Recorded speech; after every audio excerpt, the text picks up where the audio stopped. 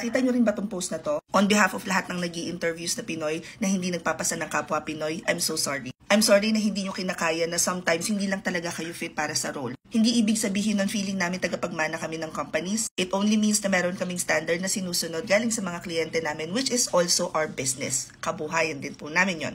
Hindi porket kapwa namin kayo Pinoy, ay ipapasa na namin kayo. If you feel like Pinoy ang mag-i-interview, hindi na kayo tutuloy, that is okay. Kung feeling mo dinodog show ka during interview, then that simply means na hindi mo naintindihan yung mga qualifying questions at hindi ka siguro cultural fit. Hindi ka ba natutuwa na ang mga agency sinasakop na rin ng mga Pinoy, which means we are growing? Kung pakiramdam mo yung mga companies ngayon, Pinoy na naghahari-harian, then that simply means kailangan mo nang itaas ang expectations mo pagdating sa mga negosyo na pumapasok sa Pilipinas. Ang sabi mo dito nakakaumay, which simply means hindi lang 1, hindi lang 2, hindi lang 3. Most likely ilang beses ka na bumagsak. So don't you think that would be a good sign? Na hanapin mo kung anong kailangan mong i-improve imbis na sisihin mo ang lahat ng Pinoy na nag-i-interviews. As a business owner, I also do interviews every now and then for our VA agency. And unfortunately, yung dati naming recruitment, maraming hindi pinapasa. So I took my time, ako nag-interview, and nakita ko na totoo naman talaga na maraming hindi pa fit. Which is why I launched the mentorship program is to train people not just how to start working from home, kung paano din sumagot sa interviews. Opo, part po ng mentorship program namin ang mock interviews. And base sa feedback dito ni Pauls,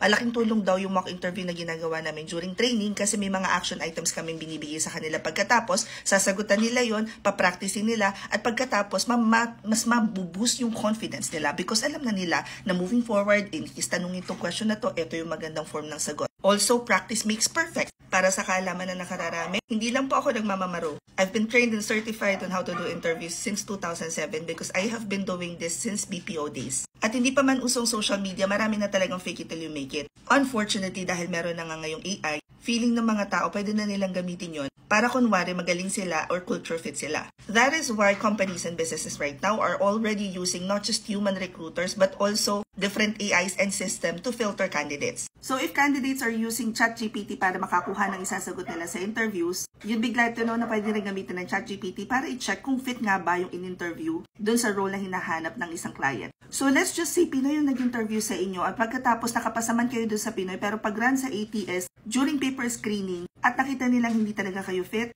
hindi pa rin kayo papasa. One last thing, before clients at final interview, tinitingnan muna nila yung inyong profile. And so, dumadating sa point na Pinoy lang yung nakausap ninyo pero nakita na ng client yung profile ninyo and sila ang hindi nagpasa sa inyo. So I think it's time that we stop blaming other people for our shortcomings. Instead, hanapin natin what went wrong. What can I improve? What can I do better next time? But I personally think, kung sino man yung hindi nagpasa dun sa taong yun, is naramdaman na hindi naman sa skill set, pero sa personality type. Hindi siya fit para sa team.